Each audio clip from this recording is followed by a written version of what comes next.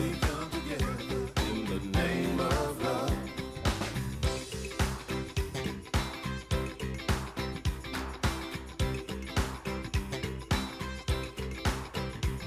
Now look at the person next to you. Say, I recognize the God in you. Feel the love in the sanctuary.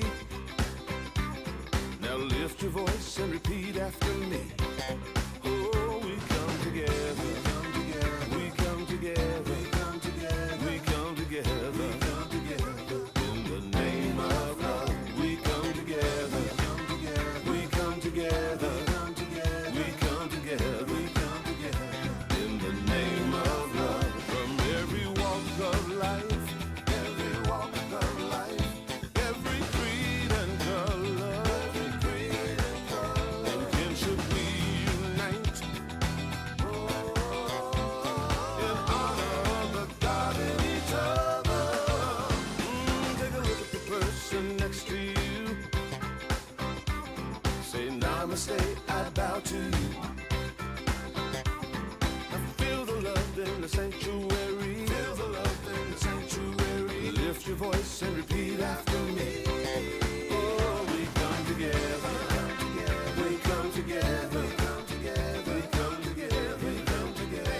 In the name of love. We come together. We come together. We come together. We come together. We come together. We come together. In the name of love. We come together. We come together. We come together. We come together. We come together. We come together. In the name of love. We come together. We come together. We come together. We come together. We come together. Morning, everyone. Yeah, it's good to be here with all of you this morning. And we thank you if you're joining us online. We are online and we are also in person. So if it feels like there's only a few people here, we're bigger than this. We have people online joining us too. And so we're grateful for all of you on Facebook and YouTube. Please stand and join us in singing with Kim Shar Meredith, Do You Hear What I Hear? We often talk about seeing and looking for the divine everywhere, paying attention to the signs. That's what this next song is about. Do you hear what I hear? Please join me in singing.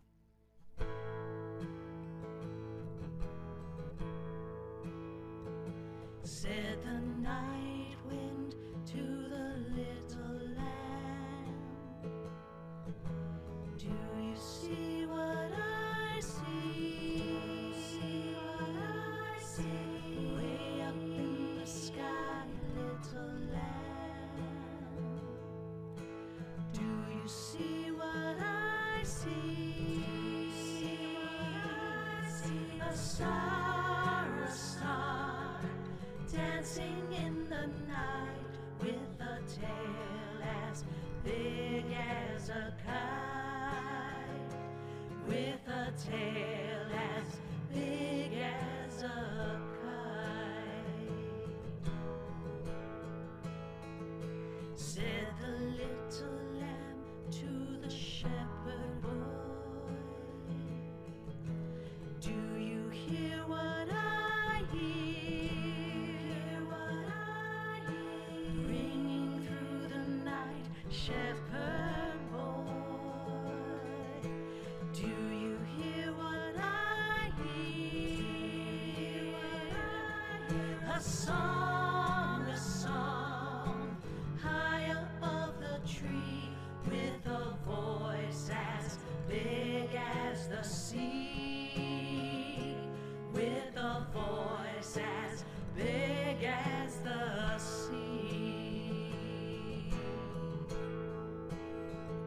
Said the shepherd boy to the mighty king, do you know what I know?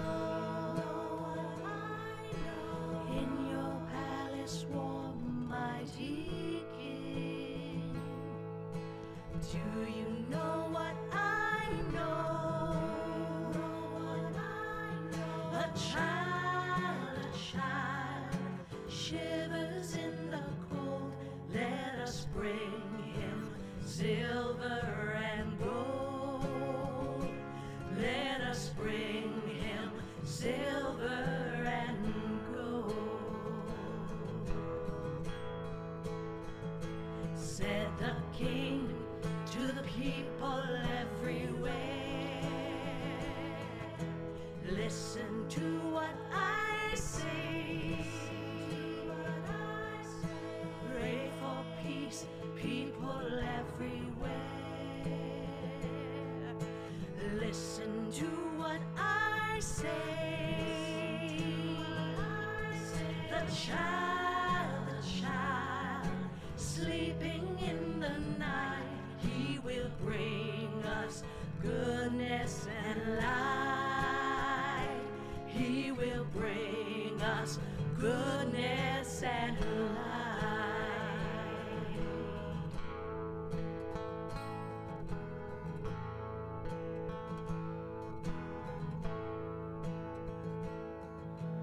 Do you see what I see?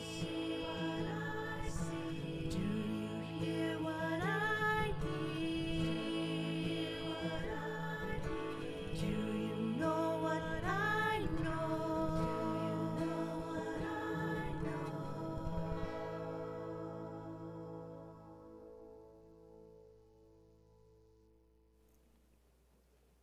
Reminding us of that light, we light our Christ candle, which represents that divine Christ light that lives within each one of us.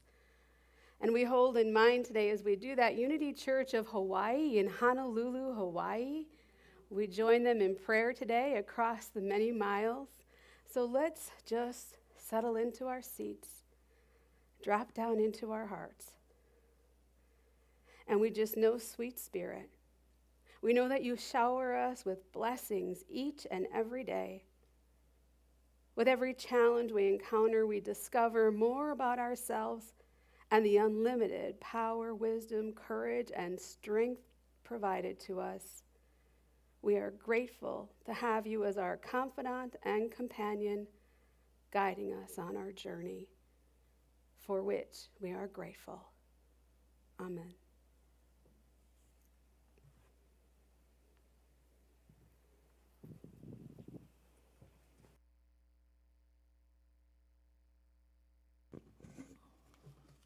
Good morning, and welcome to Unity. We're so glad you're here to join us this morning for our worship service, and we extend a special welcome to those of you who are visiting us for the first time. On your way in today, you should have received a welcome packet, and you will also receive a gift as you leave. So see one of our greeters, and they will help you get that gift. It is a Unity cup.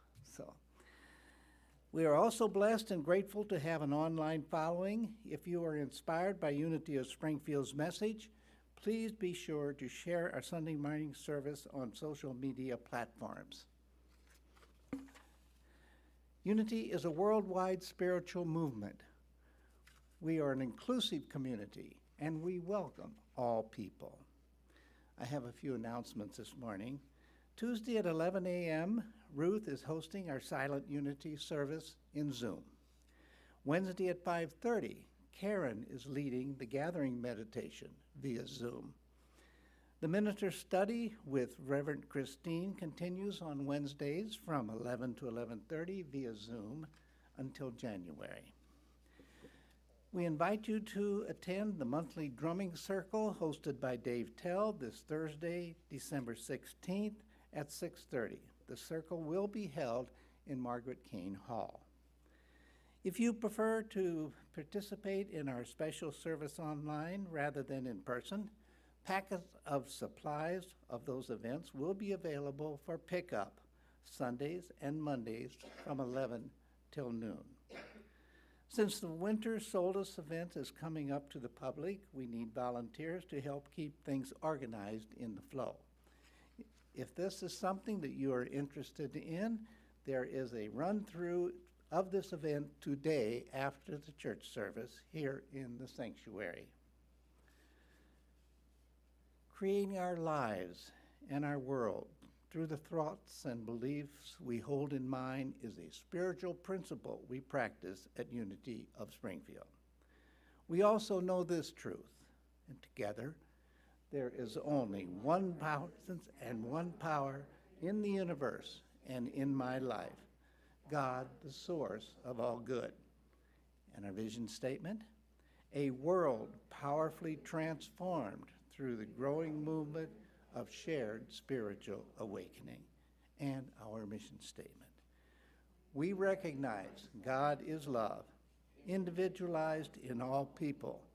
Therefore, we provide a positive environment for spiritual growth that empowers all to be God's love in the world. And now Linda Cantor will read for us the daily word.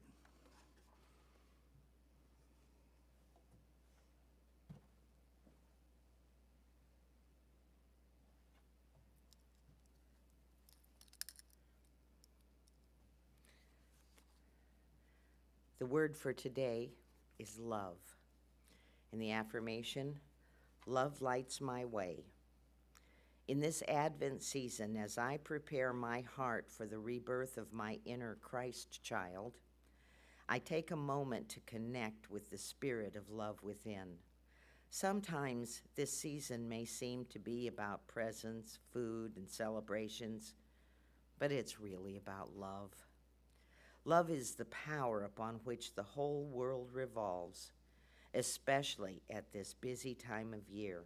I want to stay attuned to the love of the Christ within.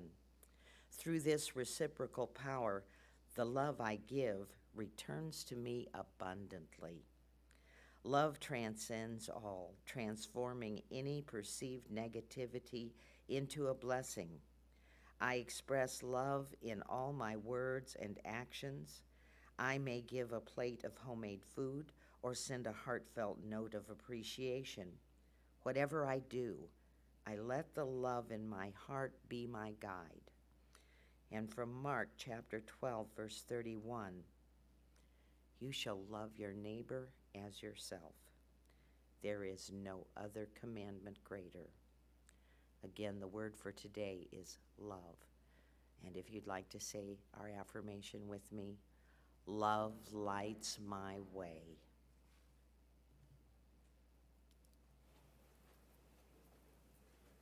Thank you, Linda. And as we prepare for meditation, I just invite you to get comfortable in your chairs as we listen to Daniel Nemad, Sacred Love.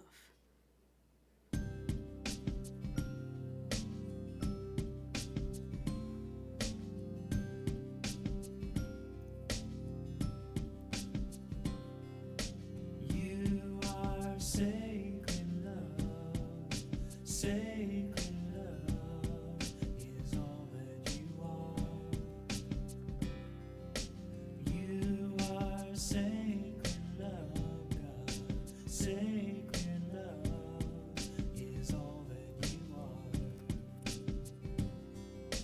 You are sacred love, sacred love is all that you are. You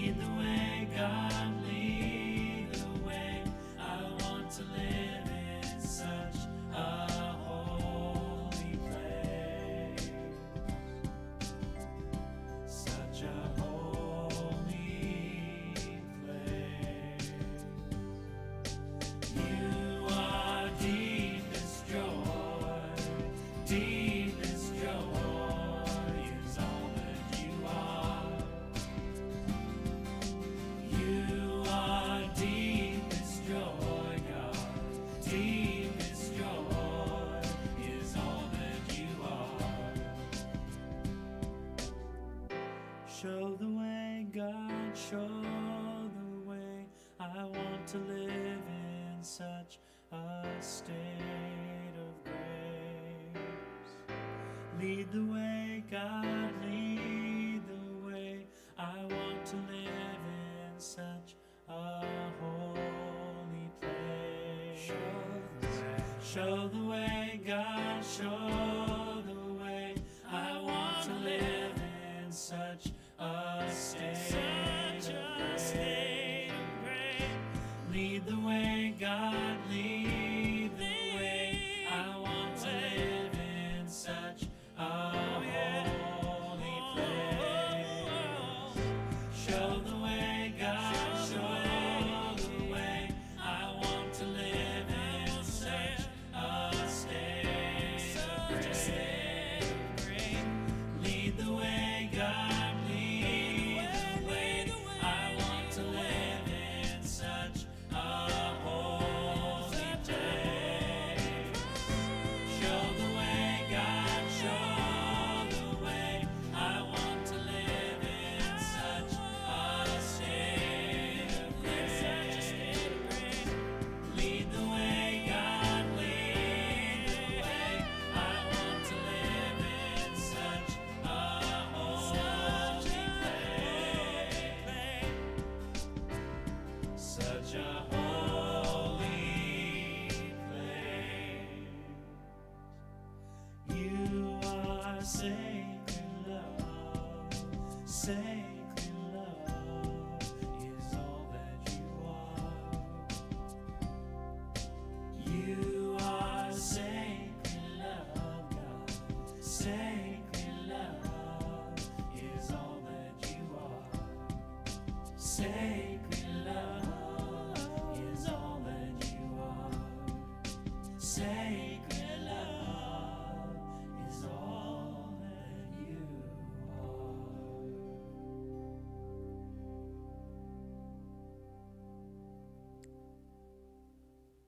So I invite you to get comfortable in your chairs, to just breathe in and breathe out,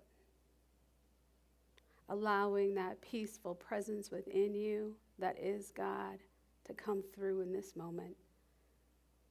As you relax your hands, as your feet are firmly on the floor, you feel yourself grounded, and you allow yourself to experience that Christ within. In a silent moment of truth, divine order is revealed to us. The sweet mystery of life is the answer to every need and the source of every blessing. When we stop looking outside of ourselves and we pause to look within, we quickly recognize that holy presence, and the mystery is unveiled because we recognize God is present to us in that moment. The presence was never a mystery. God is within us and is within others as well. The source of all blessings and the answer for everything we need comes from within. Let's just check in with our source in the quiet.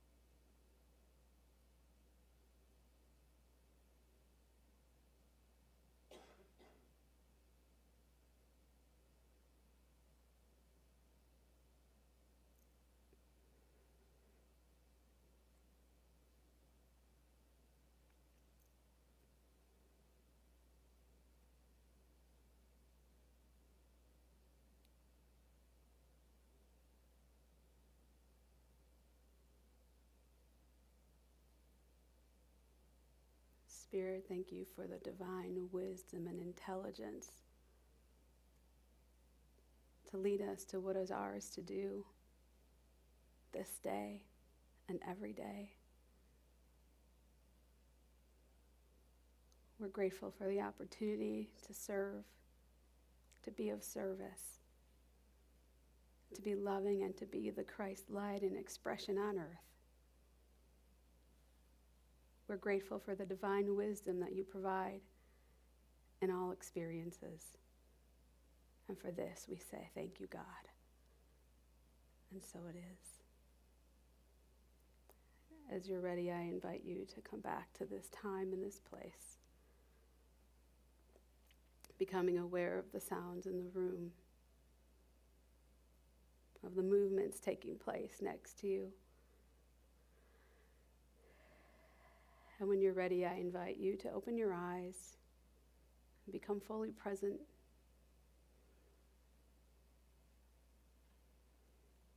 Welcome back. Last week I thought we were talking on joy, but we're really talking on love this week. I don't know if any of you caught that. So next week we'll talk about joy. We do have a story from our Advent book, the Christmas to Remember book. There's some in the back. If you would like to receive a copy on your way out, you can grab one. The editor of the Daily Word is Reverend Teresa Burton, and she was one of my classmates. And so we're focusing on her stories that she's written throughout the Advent season. And today it is on love, and it's the third Sunday of Advent. She goes on to say, I love movies, so it's not a surprise that the movies are a part of what makes Christmas special for me. I never tire of them, even the ones I've seen several times. I like the classics, A Christmas Carol, Miracle on 34th Street, and my favorite, It's a Wonderful Life. And the TV classics, A Charlie Brown Christmas, How the Grinch Stole Christmas, and Rudolph the Red-Nosed Reindeer. Over the years, I have watched these movies with family and friends and by myself. Like many, I have favorite scenes and characters. I know what's going to make me laugh, and I know what's going to make me tear up a little. I think that's why I treasure these movies as much as I do. No matter how many years I see them, I'm moved every time. I'm always touched when Charlie Brown's friends decorate his scrawny tree, and I get a little teary when Rudolph leads Santa and his reindeer to the island of misfit toys, because what I'm really witnessing is love in action. I feel happy when Ebenezer Scrooge meets Christmas morning with outpourings of generosity to those he had spurred just the day before. And I feel the same when George Bailey's friends rush to his aid and Harry raises his glass and says, a toast to my big brother George, the richest man in town, because I'm witnessing the transformational power of love. I know I'm not alone. Beyond entertainment, these tender scenes show us something important about ourselves. We have in common the love that elevates us beyond personality and self-centered concern, allowing us to be vessels through which divine love expresses. To see someone through the eyes of love, to finally see ourselves that way, that truly is a Christmas miracle. The experience may be fleeting, no matter once we have felt it, the tear in the eye, the lump in the throat, the fluttering of the heart, we can no longer deny love's truth or love's reality. We finally realize that all we can do is obscure it. We discover that we have the power to transcend selfish concerns on Christmas and every day of the year. We know something else, too. When we finally grow weary of making life so hard, of doing battle within and without, we have a way out and a way up. We can choose love. Like you, I probably look forward to next week. What is she going to say next week and the 19th as we lead into Christmas? But until then, our talk is titled today, A Season of Love. And once again, it's the third week of Advent. And this week we're talking about the divine love of God flowing through each of us. That is the true essence of who we are. There once was a father and a son who were very close, and they enjoyed adding valuable art pieces to their collection. Priceless works by Picasso, Van Gogh, Monet, and others adorn the walls of the family's estate. The elder man looked on with pride as his only child became an experienced art collector.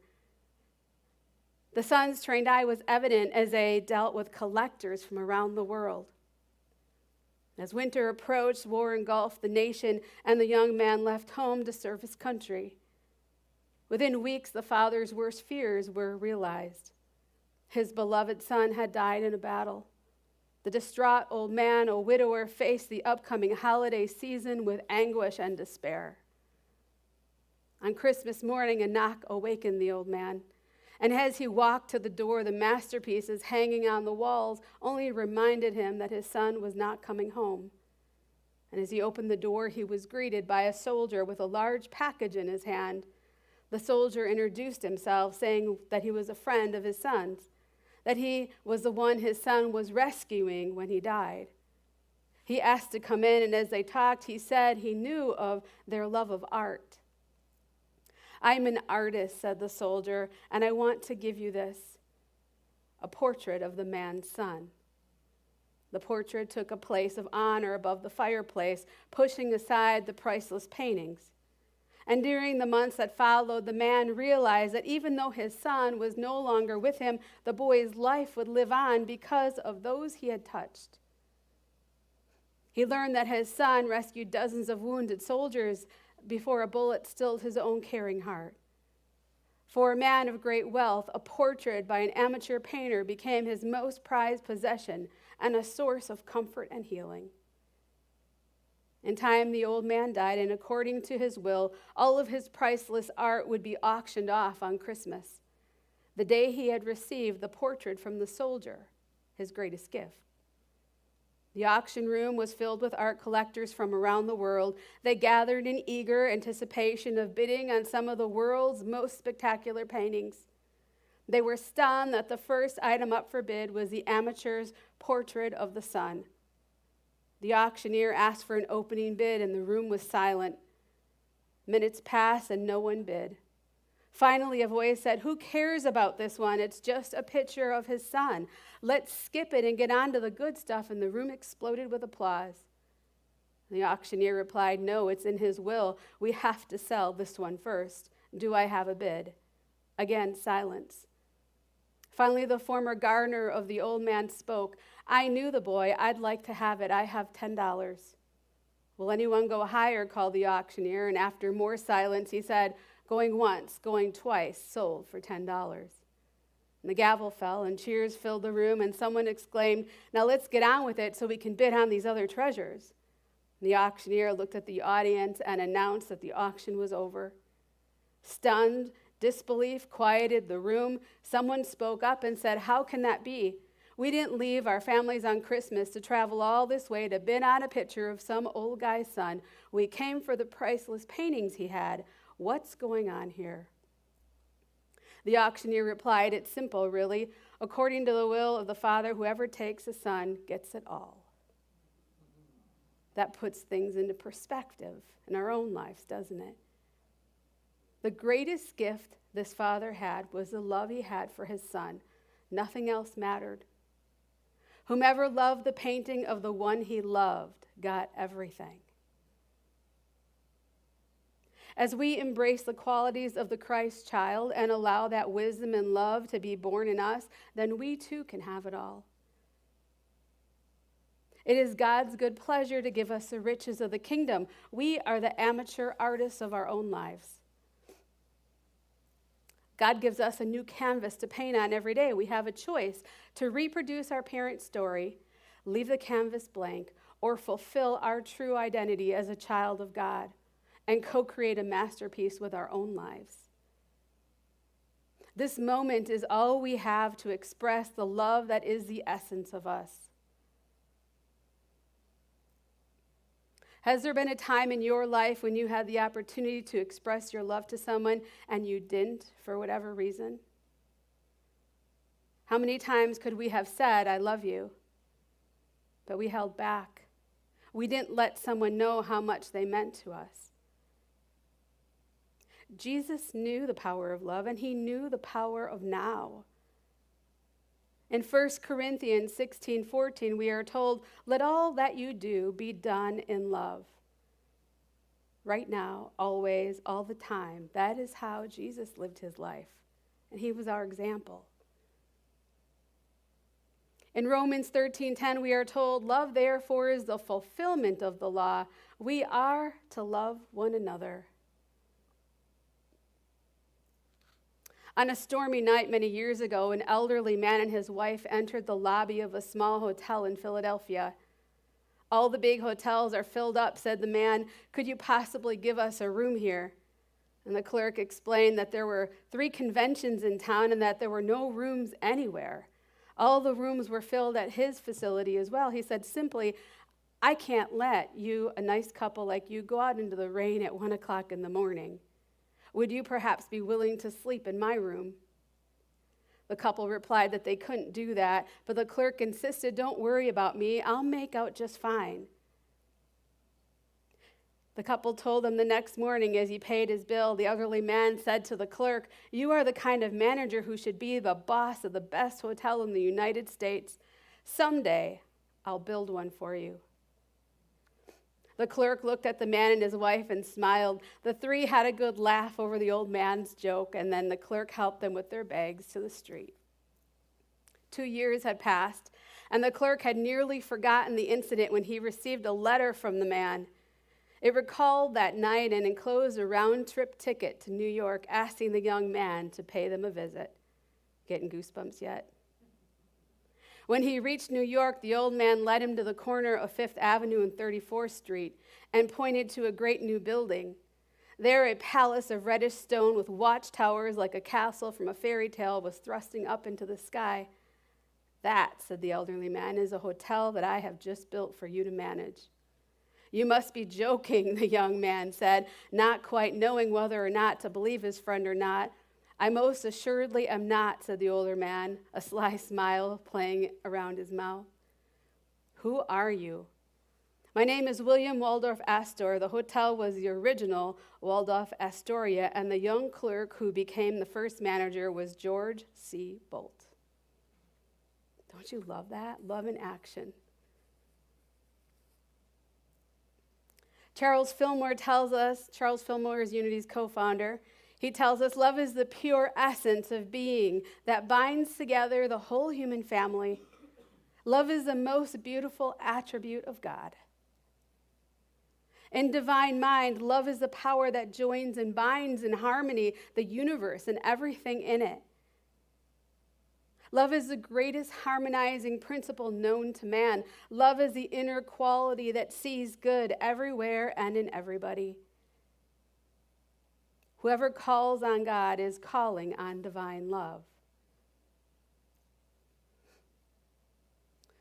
There was a story written by Henry Van Dyke in 1885 telling us about a 4th wise man. I'm going to share that story. There was a 4th wise man, a Persian magi by the name of Artaban. He was to join the other 3 when the long-awaited star appeared in the heavens. As he set out, he stopped along the way to offer assistance to someone who was nearing the end of their life. And he showed up late to discover the wise men left without him.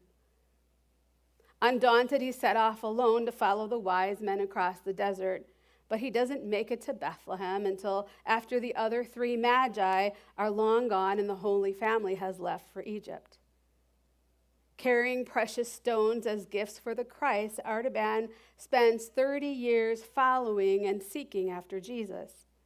However, he is always just a bit late because of many responsibilities to others that distract him from his spiritual purpose. Artaban's faith never wavers. Although he is frustrated by the demands of life, his precious stones are used to purchase freedom for others. A mother and a child threatened with arrest and death by Herod's crew, a woman being sold into slavery. His life was like always helping others through their troubles. That's how his life was. And Artaban, nearing the end of his life, saw himself as a failure, always falling short of his spiritual goal. In Artaban's final moment, Jesus appears to him, assuring him that through his many acts of service, he had unknowingly been the Christ. there was never a need to seek it elsewhere. The truth Artaban receives is equally true for us. Christ is not a destination, it's a journey. We express ourselves as the Christ every time we express ourselves and extend love to others. Our challenge is to move through the Advent season open to every opportunity that we have to express our Christ nature. We do this by extending love to others. Only then will we be able to give birth to a new dimension of Christ on Christmas morning. There's such truth in this story. We can be hard on ourselves. We can try to keep going, keeping up with everyone and everything that's going on. But the journey is what it's all about. Taking in any given moment and really being present and aware of the Christ in one another and in ourselves. I shared this story a couple years ago, but I always like a good story. And sometimes I'm probably like many of you where I forget how it ends, and so I want to hear the whole story again. Does anybody find themselves doing that? It's a story I found in the Unity Archives by Mila Power. She wrote it in 1977. It's called Follow the Star. I've adapted it a bit, but this may sound familiar. Once high up in the heavens was a little gold star that could not move.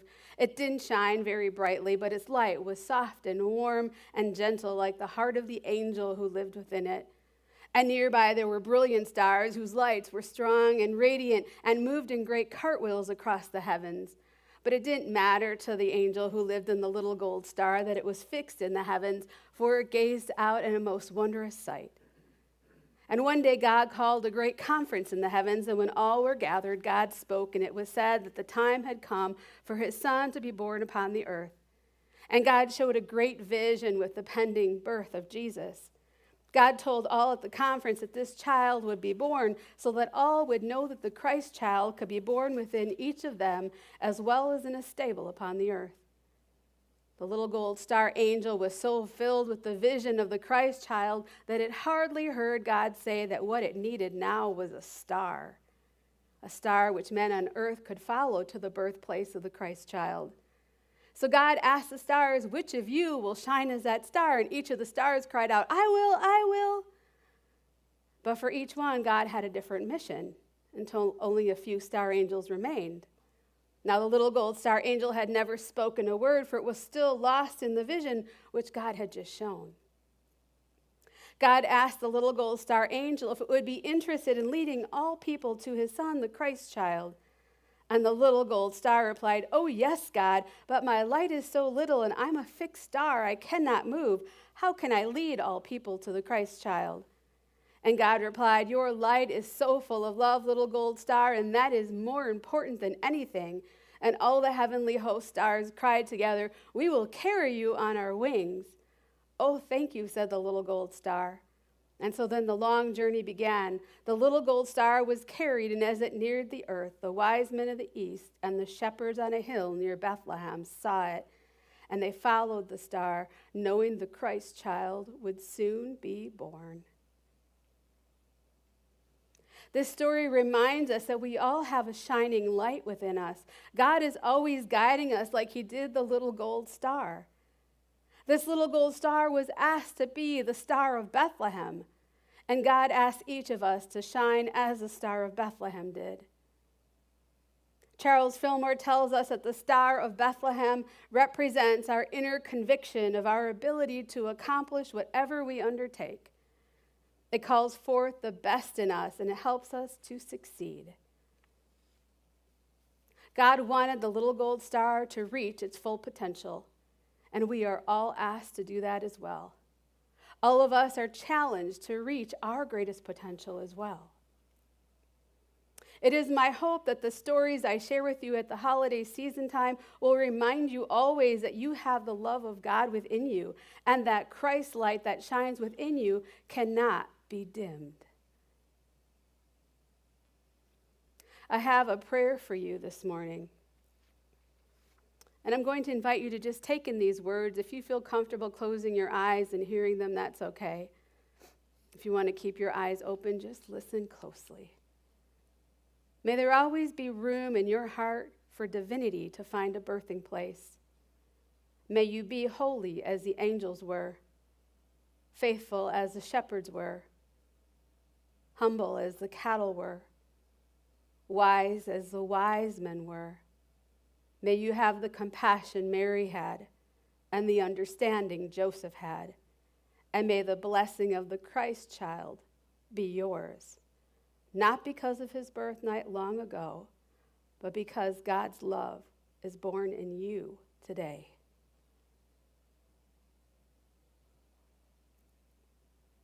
Next week, we will be talking on joy at 10 a.m. We also have our candle lighting service at 6 o'clock. If you can join us for both, it would be good to see you. And until that time, as we prepare for our offertory, I'm going to invite you, if you're online or if you're here in person, to see the gifts that you may have in your hands, to envision them in your mind's eye, and to just take them in, knowing we have them blessed. And we know this truth as well. Divine love blesses and multiplies all that we have, all that we give, and all that we receive. We are grateful, and so it is.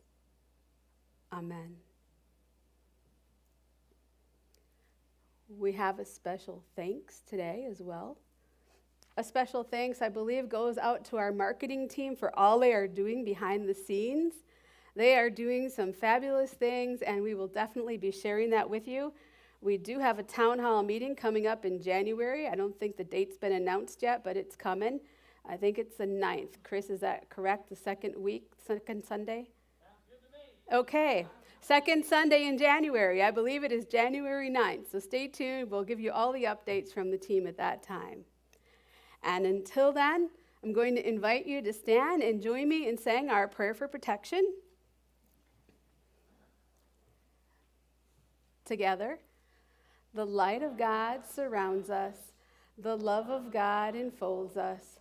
The power of God protects us, and the presence of God watches over us. Wherever we are, God is, and all is well. Thank you, God.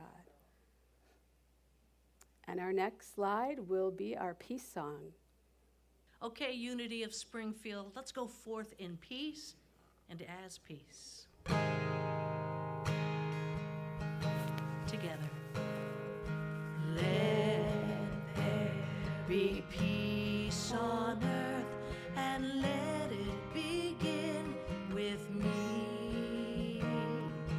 Let there be peace on earth, a peace that was meant to be with God our Creator. We are family. Let us walk with each other in perfect harmony. Let peace begin with me. Let this be the moment now. With every step I take, let this be my solemn vow to take each moment